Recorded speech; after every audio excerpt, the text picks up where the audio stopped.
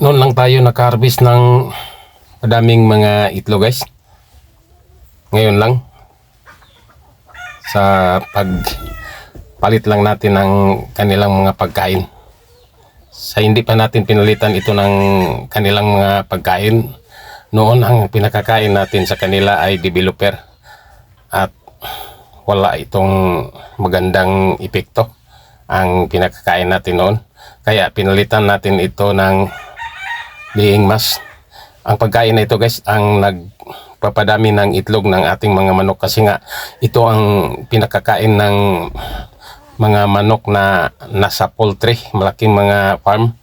Itong pagkain na ito ang pinakakain sa mga white leghorn. Walang laki ang mga white leghorn na manok guys.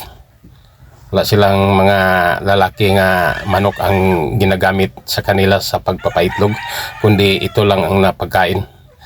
Ito naman ang resulta sa ating paggamit nito ng mga pagkain. Ikadalawang sako pa lang natin ito ang ating nabili na pagkain nito, pero mabuti na ang resulta.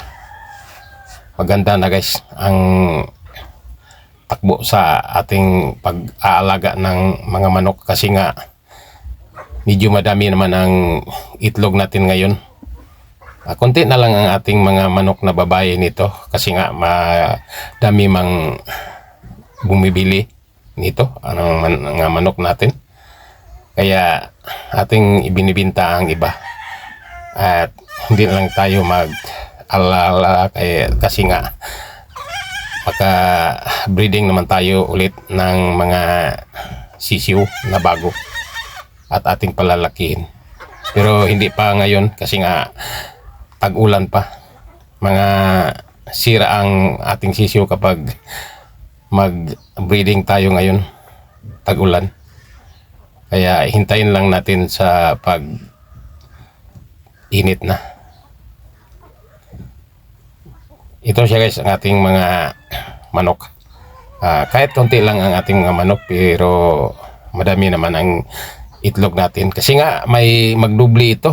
Ang iba nating manok, ikadalawang bisis ito umiitlog sa isang araw. Mayroon namang manok natin na umiitlog ito ikadalawang bisis sa sobrang taba nila, at ito ang pinakakain natin, ang laying mass. Kaya nagdalawang bisis ang ibang manok natin sa pag-itlog. Ang iba lang, pero ang iba naman hindi naman. Tag-isa naman ang itlog sa kanila. Ang sobrang taba lang ang pangalawang umiitlog sa bawat araw. Ito siya guys ang ating mga alaga ngayon.